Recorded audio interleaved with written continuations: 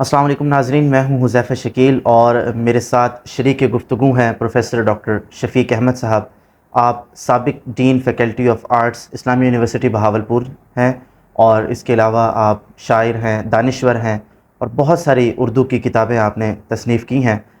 آج کا جو ہمارا موضوع گفتگو ہے وہ ہے ہم نوجوان، تو اس حوالے سے بات کریں گے۔ ڈاکٹر صاحب سے سر بہت بہت شکریہ، آپ نے اپنے قیمتی وقت میں سے بہت کچھ شکریہ ٹائم سر، دیا ہمیں۔ بہت شکریہ۔ میں حاضر ہوں بھائی، میں ہمہ وقت حاضر ہوں۔ سر جی سر میرا آپ سے یہ سوال ہے کہ جی جو آج کا نوجوان ہے ہمارا، جی وہ جی ایک تو فیصلہ کرنے میں بہت جلد بازی کرتا ہے۔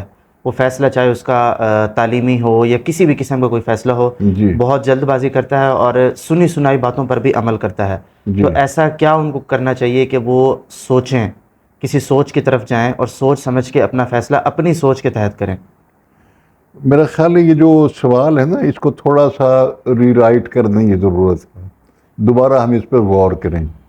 میرا خیال ہے ایسا ہو رہا ہے کہ ایک بات تو یہ ہے جو آپ نے فرمائی کہ ہمارے دو نوجوان جو ہے نا وہ جلد بازی ہیں، جلد بازی کرتی ہیں، لیکن ساتھ ساتھ دوسری بات بھی ہے کہ وہ بہت سی چیزوں میں وہ تاخیر بھی کر لیتے ہیں، اور یہ دونوں چیزیں یعنی ایسی ہیں جو ان کے مستقبل کو بہت بے اثر انداز ہوتی ہیں۔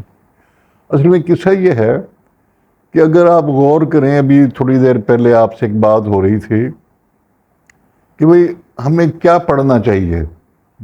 اچھا، یہ ہم کبھی نہیں غور کرتے۔ ہم اسکول میں ہوں تو ہمیں نہیں پتہ ہوتا کہ جب ہم کالج میں جائیں گے تو ہم کیا پڑھیں گے۔ اچھا، جب ہم یونیورسٹی میں جاتے ہیں تو ہمیں پتہ نہیں چلتا کہ ہم کیا پڑھیں گے۔ اچھا، ہونا یہ چاہیے کہ پہلے سے آپ کی ایک پلاننگ ہو اور آپ اس پلاننگ کے مطابق اپنا کام کریں۔ اچھا، پھر صرف کام نہ کریں، آپ واقعتاً تھک محنت کریں۔ ہمارے یہاں ہو کیا رہا ہے، میں آپ سے عرض کرتا ہوں کہ میں نے جب بی اے میں داخلہ لیا نا، تو میں نے یہ سوچ کے کہ مجھے ایم اے اردو کرنا ہے صحیح۔ تو میں نے بی اے میں یہ داخلہ لیا۔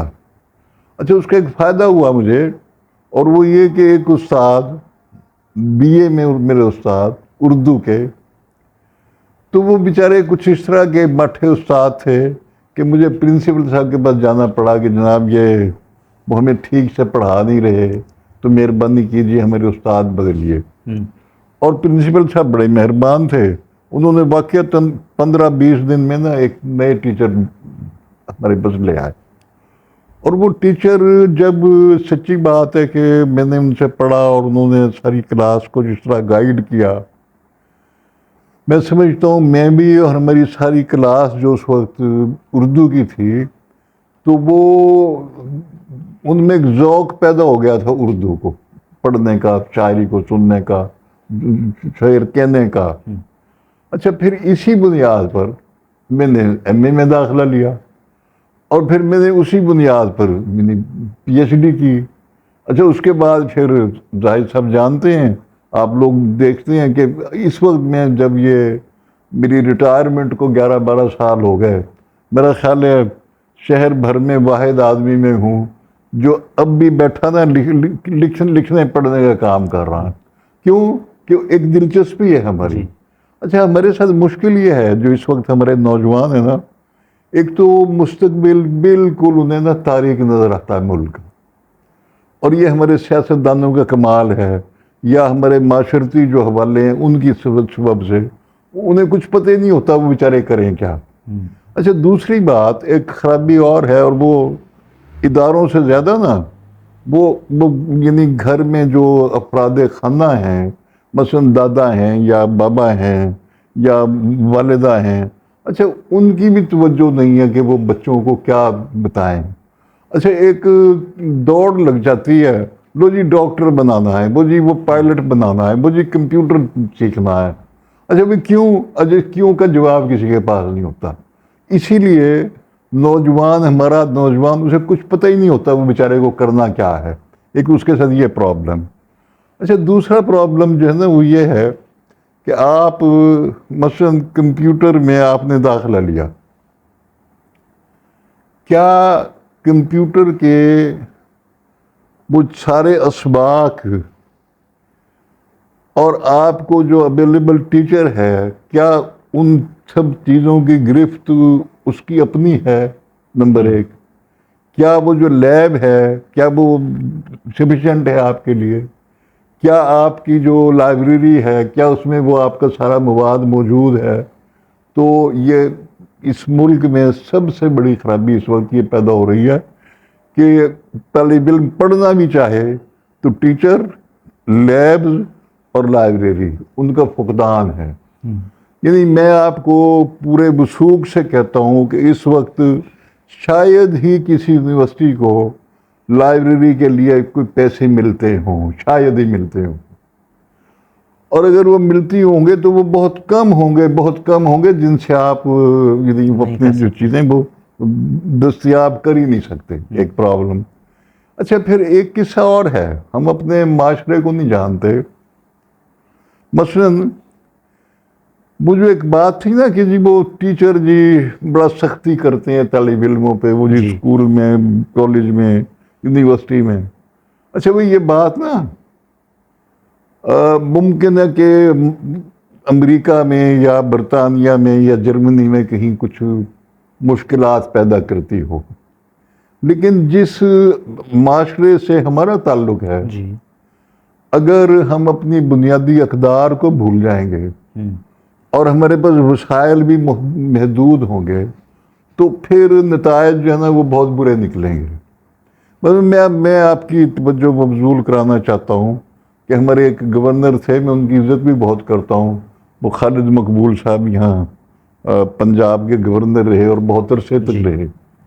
اچھا وہ گئے تھے اپنے گورنری کے زمانے میں اور اس سے پہلے جب وہ فوج میں تھے تو وہ انہوں نے کہیں نا برطانیہ میں وہ سیمیسٹر سسٹم پڑھا.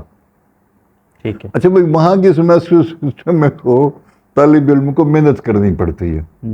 وہ آپ کو ایک سوال دیں گے، لو جی اس پہ کتابیں ہیں اور دیکھیں لائبریری ہے تو یہ آرٹیکلز ہیں ذرا دیکھیں ان کو. تو وہ جو ایک جنرل ہے یا ایک فوج کا بہت بڑا افسر ہے تو وہ محنت کر کے اس سیمیسٹر سسٹم کے سارے تقاضوں کے مطابق اپنے وہ بہت نتائج اچھے کر لے گا. لیکن جب یہ خالد مقبول صاحب یہاں گورنر بنے اور انہوں نے یہاں کی یونیورسٹیوں میں سیمیسٹر سسٹم رائج کروایا تو بھئی ہمارے پاس تو نہ لیب تھی، نہ ٹیچر تھے، نہ ہمارے پاس کتابیں تھی، نہ کچھ تھا. اب ہم کیا کریں؟ اب آپ یقین کیجئے مجھے بڑا افسوس ہوتا ہے یہ دیکھ کے کہ اگر آپ کے پاس ایم اے کا تھیسس ہے، بی ایس کا تھیسس ہے یا آپ ایم اے کا تھیسس یہ اس کی پی ایچ ڈی کا تھیسس ہے، آپ یقین کیجئے آپ اسے دیکھ نہیں سکتے. لوگوں کو لکھنا آتا ہی نہیں، لوگ لکھنا ہی بھول گئے. اب تو شاید لوگ خط بھی نہیں لکھ سکتے. تو اب یہ جو مسائل ہے نا یہ سارے معاشرے کے ہیں اور اس میں ہمارا نوجوان بھی پھنسا ہوا ہے.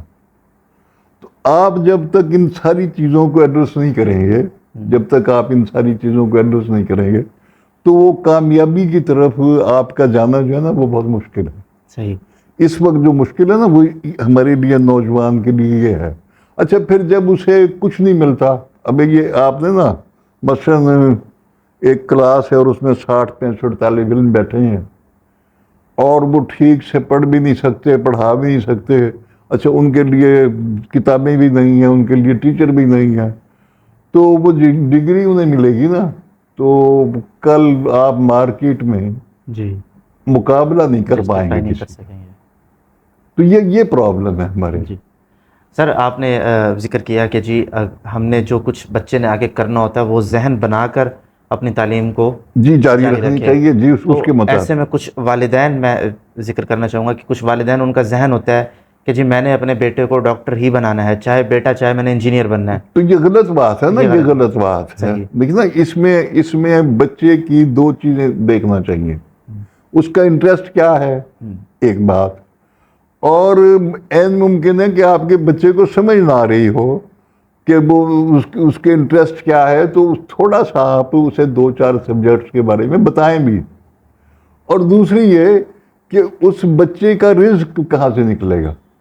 دیکھیے نا آپ آج کسی کو فلسفے کا سبجیکٹ میں نا داخلہ دلوا دیں उसने वो फलसफे में दाखिला ले लिया। जी अच्छा उसने पढ़ भी लिया, उसने बहुत अच्छी डिवीजन भी ले ली। अब वो करेगा क्या, वो उसे खाने को क्या मिलेगा, वो कौन सी डिग्री उसके काम आएगी जी और वो कहाँ जाएगा माशरे में। देखिए आप बरसगीर पाक हिंद में और ख़ास तौर पर पाकिस्तान में जो इस वक्त हमारे माशरती और माशी हालात हैं, ये जो रिज़्क की फराहमी है ना, ये भी हमारा एक बहुत बड़ा मसला है। हम कोशिश करते हैं कि हमारा बच्चा पढ़े, इसलिए पढ़े कि उसे अच्छी मुलाजमत मिले। जी अच्छा जब वो किसी अच्छे फील्ड में ही नहीं जा पाएगा तो वो उसे हासिल क्या होगा, वो क्या करेगा फिर। एग्जैक्टली। तो आपको दो चीज़ें हैं कि एक तो वो जो बच्चे का शौक है ना, तो पहले उसको मैनेज करना चाहिए, शुरू ही से बच्चे को बताना चाहिए कि उसका उसका यानी मिजाज कैसे बने, ठीक है ना जी। जी अच्छा जब आप मिजाज बन गया तो ये देखना जी मार्केट क्या है। ठीक है। आप 2-4 सब्जेक्ट हैं आपके, आपने बस बीए कर लिया, जी 3-4 सब्जेक्ट आपके पास थे, आपने अब देखना है कि जनाब ये बच्चा अब कहाँ जाएगा और वो इसकी इंटरेस्ट कहाँ है और इसको रिस्क कहाँ मिलेगा, इसमें मदद करें बच्चे की जी। और बच्चा भी खुद इंटरेस्ट ले तो आपके मसाइल हल होने लगेंगे। और अगर ऐसा नहीं होगा तो फिर वही मुश्किल है जी कि एक घर में 2 लड़के हैं, 2 बच्चे हैं या 2 बच्चियां हैं, अच्छा उन्होंने ऐसे फील्ड इख्तियार कर लिया वहाँ मुलाजमत नहीं है, अब वहाँ प्रॉब्लम है, वहाँ परेशानी है। अच्छा वो जो एक ऐसी वो हो रही है खराबी, लो जनाब हमने क्यों पढ़ाया था बच्चों को, तो भाई आपने जब मुतालबे बुनियादी तौर पर गलत कर दिए थे तो वो क्या करें बेचारे, बिल्कुल। ये प्रॉब्लम। सर बहुत शुक्रिया, आपने टाइम दिया अपने जी से। जी जी नाज़रीन, ये था हमारा आज का बहुत मौजू और आज की गुफ्तगू आपने सुनी। आपको आज की गुफ्तगू कैसी लगी हमें कमेंट सेक्शन में लाजमी बताइएगा। इंशाल्लाह जल्द मिलते हैं किसी नए मौजू के साथ, तब तक के लिए इजाज़त दीजिए। अल्लाह हाफ़िज़।